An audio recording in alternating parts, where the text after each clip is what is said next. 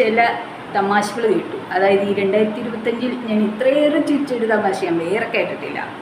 അതായത് നമ്മുടെ ആറാട്ടണ്ണനെ police arrest ചെയ്തു, സ്റ്റേഷൻ ജാമ്യം കൊടുക്കാതെ ആറാട്ടണ്ണനെ കോടതി വഴി ജാമ്യത്തിലേക്ക് എടുക്കാനൊക്കെ വിട്ടു എന്നൊക്കെയാണ് കേൾക്കുന്നത്. ആ വാർത്ത ഞാൻ എന്തായാലും ഫുള്ള് കണ്ടിട്ടില്ല.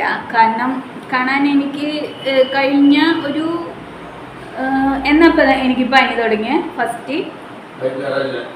കഴിഞ്ഞ ഞായറാഴ്ച എനിക്ക് ഫസ്റ്റ് പനിയുടെ ലക്ഷണങ്ങൾ തുടങ്ങിയതാണ്.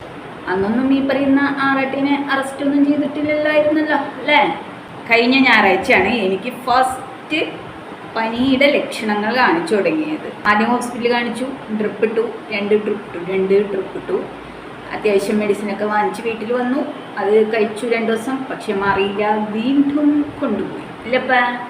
അങ്ങനെ വീണ്ടും ട്രിപ്പ് ഇട്ടപ്പോൾ അവിടെ ഡോക്ടർമാർക്ക് സംശയമായി, ഇതിന് ഡെങ്കു എങ്ങാനാണോ എന്നും പറഞ്ഞിട്ട് ഒരു യമണ്ടൻ ടെസ്റ്റിനൊക്കെ അങ്ങ് എഴുതി. ഡെങ്കു കണ്ടുപിടിക്കാനുള്ള യമണ്ടൻ ടെസ്റ്റുകളൊക്കെ എഴുതി. അതൊക്കെ ചെയ്തു. അന്ന് വൈകിട്ട് 7:30 തന്നെ എനിക്ക് ടെസ്റ്റിൻ്റെ റിപ്പോർട്ട് കിട്ടിയപ്പോഴുണ്ടല്ലോ ഗായ്സ്, എല്ലാം നെഗറ്റീവ്.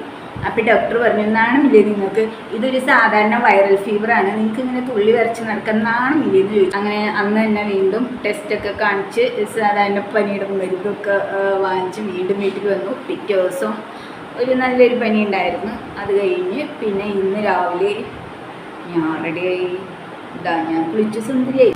അപ്പോൾ നമുക്ക് ഈടായിട്ട് ഗുരുവായൂർ പോയിട്ടൊരു റീലൊക്കെ എടുക്കായിരുന്നില്ലേ? എൻ്റെ പനി ഇന്ന് മാറി. പക്ഷെ എൻ്റെ അപ്പയ്ക്ക് ഇന്ന് ചെറിയൊരു പനി കൂടും. അപ്പോൾ എൻ്റെ പനി അങ്ങോട്ട് പകർന്നു. ഇപ്പം മനസ്സിലായില്ലേ, എൻ്റെ കൂടെ കിടക്കുന്നത് എൻ്റെ ഭർത്താവാണ്. അല്ലാതെ നീ സ്റ്റെപ്പിനാക്കി വെച്ചിരിക്കുന്ന, നീ കാശ് കൊടുത്ത് കൂലിക്ക് വെച്ചിരിക്കുന്ന പോലത്തെ നിൻ്റെ ഭർത്താവ് എന്ന് പറയുന്നത് നിനക്കൊരു ഫോട്ടോയിൽ മാത്രമല്ലേ ഉള്ളൂ, പേരിൽ ഫോട്ടോയിൽ മാത്രമല്ലേ ഉള്ളൂ. എന്നിട്ട് നീ കൂലിക്ക് വെച്ചിരിക്കുന്ന ആൾക്കാരല്ലേ നിൻ്റെ കൂടെ നിൽക്കുന്നത്. നമ്മൾ അത്തരക്കാരല്ല. നമ്മുടെ വീട്ടിൽ അങ്ങനെ സമ്മതിക്കുകയുമില്ല. ഉള്ളത് ഒറിജിനലാണ് നമ്മുടെ വീട്ടിലുള്ളത്. മനസ്സിലായില്ലേ? നമ്മൾ ഡ്യൂപ്ലിക്കേറ്റുകളൊന്നും വെക്കാൻ സമ്മതിക്കാറുമില്ല. പിന്നെ നീ ഇപ്പം കുറേ ചെക്കന്മാരെ പെടുത്താൻ ശ്രമിക്കുന്നുണ്ടല്ലയോ.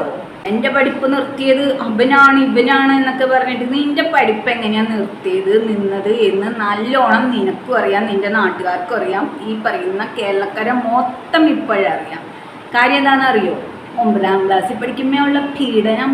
അതുമാത്രം എന്താണ് ചേച്ചി പുറത്തേക്ക് പറയാത്തത്? 9ാം ക്ലാസ്സിൽ പഠിക്കുമ്പോൾ പീഡനം വന്നിപ്പിനല്ലേ ചേച്ചി പഠിപ്പ് നിന്നു പോയത്? ഒരുത്തൻ വേറെ ആർക്കോ എഴുതിയ ലവ് ലെറ്റർ കൊണ്ടുവന്ന് വേറൊരുത്തിയുടെ ബുക്കിൽ വയ്ക്കുന്നു. അത് കണ്ടുപിടിച്ച് കഴിയുമ്പോൾ അത് ഇന്ന ആൾക്കാരെന്ന് പറയുന്നു, അവനത് നിഷേധിക്കുന്നു. ആഹാ, എന്ത് പൊരുത്തമില്ലാത്ത ഗുണങ്ങൾ. നിന്നെ കൊണ്ട് മാത്രമേ ഇങ്ങനെ പറയാൻ പറ്റൂ, വേറെ ഒരാളെ കൊണ്ടും പറയാൻ പറ്റില്ല. പിന്നെ ആറാട്ടിൻ്റെ കാര്യം ആലോചിച്ചിട്ട് നിനക്കാണല്ലോ കൂടി വിഷമം കൂടുതൽ. നീ വിഷമിക്കേണ്ട, അങ്ങേർക്ക് വന്നത് അങ്ങേര് നോക്കിക്കോളും, അല്ലെങ്കിൽ അവരുടെ ഫാമിലി നോക്കിക്കോളും. 5 പെണ്ണുങ്ങൾ കൂടിയിട്ടാണ് നിന്നെ എതിർക്കുന്നതല്ലേ? പെങ്ങും എട്ടം ഫലം തിരിയാൻ പറ്റുന്നില്ലല്ലേ? നീ ഇനിയൊന്ന് പണ്ടത്തെ പോലെ ഒന്ന് ഞെളിച്ച് നോക്ക്. അപ്പുറത്തുനിന്ന് ഇപ്പുറത്തുനിന്ന് എപ്പുറത്തുനിന്ന് ഇങ്ങനെയൊക്കെ വന്നെന്ന് പറയാൻ പറ്റില്ല. അതിൽ പൊരിഞ്ഞ ബാക്കിയാൻ പറയുന്നില്ല. പിന്നെ നീ വീട്ടിൽ കൂലിക്ക്, ഹസ്ബൻഡിൻ്റെ ഒഴിവിലേക്ക്, ആ തസ്തികയിലേക്ക്, ആ വേക്കൻസിയിലേക്ക് കാശ് കൊടുത്ത് ആളെ വെക്കുന്നത് പോലെ നമുക്ക് അങ്ങനെ സാമ്പത്തികമൊന്നുമില്ല. നമുക്ക് നാട്ടുകാരെ പറ്റിച്ച് പണ്ട് ഒന്നും ശീലമില്ല. പുതിയ ഇടവായിട്ട് വന്നേക്കുക ആ ചെക്കനാണ് പഠിപ്പ് മുടക്കിയത് എന്നൊക്കെ പറഞ്ഞ് അവൻ്റെ ഫോട്ടോ വെച്ച് കഴിഞ്ഞാൽ അവനിതൊന്നും പരിചയമില്ല, അവനൊന്നും ഇങ്ങനത്തെ കാര്യങ്ങളൊന്നും പരിചയമില്ല. ഫോട്ടോ വന്നപ്പോൾ അയ്യോ എൻ്റെ പേരിൽ അവളിങ്ങനെ എൻ്റെ ഫോട്ടോ വെച്ചിട്ട് ഇട്ടല്ലോ, ഇനി അതൊന്നും കളയാൻ ഇനി എന്ത് ചെയ്യണമെന്ന് ആവലാതിപ്പെട്ട് കോണ്ടാക്ട് ചെയ്യുമ്പോൾ എന്ത് ചെയ്യും, ഒരു വലിയൊരു എമൗണ്ട് ചോദിക്കും. അങ്ങനെ 1 ലക്ഷം രൂപയ്ക്ക് സെറ്റിലാക്കും. അങ്ങനെ ആ വീഡിയോ ഡിലീറ്റ് ചെയ്യും. ഇങ്ങനെയാണ് സുഹൃത്തുക്കളെ നടക്കുന്നത്. ഇതാണ് താത്തായുടെ സെറ്റിൽമെൻറ്റ്. പിന്നെ എന്തൊക്കെയുണ്ട് മോളെ വിശേഷങ്ങൾ? സുഖം തന്നെയല്ലയോ? ചേച്ചിയുടെ സുഖമായിട്ട് പനിയൊക്കെ മാറി അടിപൊളിയായി.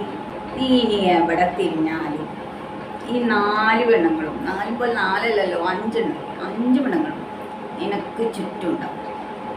ഇങ്ങനെ ക്രമണം ചെയ്യും. വിട്ടില്ല ഞാൻ. പണ്ടേ ഞാൻ കാര്യം പറഞ്ഞിട്ടുണ്ട്, വിട്ടില്ല ഞാൻ. താത്ത താത്തയുടെ കൂടായിപ്പോഴും ഇനി നടക്കാൻ പോകുന്നില്ല. താത്ത ഇനി എന്തെങ്കിലും കൂടായിപ്പോണ്ട് വന്നോ, ഞങ്ങളുണ്ടാവും താത്ത 5 പേര്. താത്ത ചെവിയിൽ നുള്ളി വെച്ചു. എടി മലവാണം താത്ത, ഇനി എവിടെ തിരിഞ്ഞാലും ഈ 4 പെണ്ണുങ്ങളും, 4 പോലെ 4 അല്ലല്ലോ, 5 പെണ്ണുങ്ങളും നിനക്ക് ചുറ്റുണ്ടാവും. ഇങ്ങനെ ഭ്രമണം ചെയ്യും. വിട്ടില്ല ഞാൻ. പണ്ടേ ഞാൻ കാര്യം പറഞ്ഞിട്ടുണ്ട്, വിട്ടില്ല ഞാൻ. താത്തയുടെ കൂടായിപ്പോഴും ഇനി നടക്കാൻ പോകുന്നില്ല. താത്ത ഇനി എന്തെങ്കിലും കൂടായിപ്പോണ്ട് വന്നോ, ഞങ്ങളുണ്ടാവും താത്ത 5 പേര്.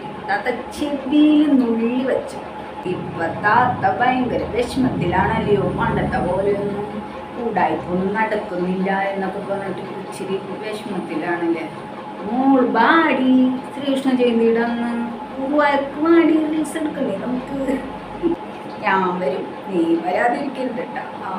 ശരിക്കും പറഞ്ഞു കഴിഞ്ഞാൽ ആറാട്ടിൻ്റെ റിസ്കിനോട് ഞാൻ യോജിക്കുന്നൊന്നുമില്ല. ഇതിലും വലിയ തെറ്റുകൾ ആൾക്കാർ ഇവിടെ കിടന്ന് ചെയ്യുന്നു. അതിനൊന്നും ഒരു ചെടപടയെന്നൊരു നീതിയും കിട്ടാത്ത ഒരു നാടാണ് നമ്മുടേത്. അപ്പം ഈ ആറാട്ടെണ്ണിനെ ഒതുക്കണതാണ് എന്ന് ആർക്കാണ് മനസ്സിലാവാത്തത്?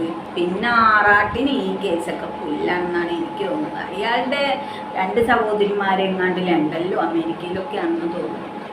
അവർക്കതൊക്കെ പുല്ലാണെന്ന് തോന്നുന്നു. എന്തായാലും അവർക്കില്ലാത്ത വെറിയിടാണല്ലോ നിനക്ക് ഭയങ്കരം. അപ്പം മനസ്സിലായില്ലേ? ആറാട്ടെണ്ണിനെ കൊണ്ടുപോയിട്ട് അറസ്റ്റ് ചെയ്തിട്ടാണോ എനിക്ക് പനി വന്നത്?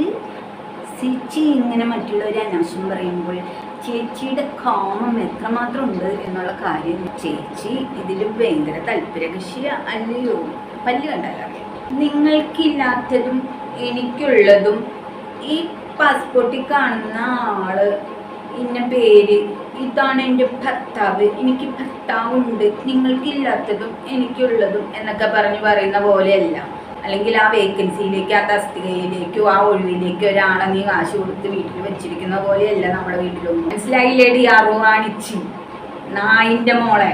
പിന്നെ നിനക്ക് കുറെ വെടിക്കഥകൾ ഉണ്ടാക്കാൻ വയ്യാത്ത ഇൻട്രസ്റ്റ് ആണെന്ന് എനിക്ക് മനസ്സിലായി. കാരണം നിന്റെ പല്ല് കണ്ടാലറിയാം നീ വെടിക്കഥകളുടെ ആശാത്തിയാണ്, നീ വെടിവെപ്പിന്റെ ആശാത്തിയാണ്. നിനക്ക് വെടിവെക്കാനുള്ള താല്പര്യം പോലെ വേറെ മൂലത്ത് ഒരു പെണ്ണുങ്ങൾക്കും വെടിവെപ്പിലുള്ള താല്പര്യം നിന്റെ പല്ല് കണ്ടാലറിയാം. 2 നിന്റെ പല്ലിന്റെ വിടവ് കണ്ട അങ്ങനെയുള്ള പെണ്ണുങ്ങൾക്ക് ഇതിൽ കുറച്ച് ഈ കമ്പിക്കഥകൾ പറയുന്നതിൽ കുറച്ച് നല്ല ഇൻട്രസ്റ്റ് ആയിരിക്കും.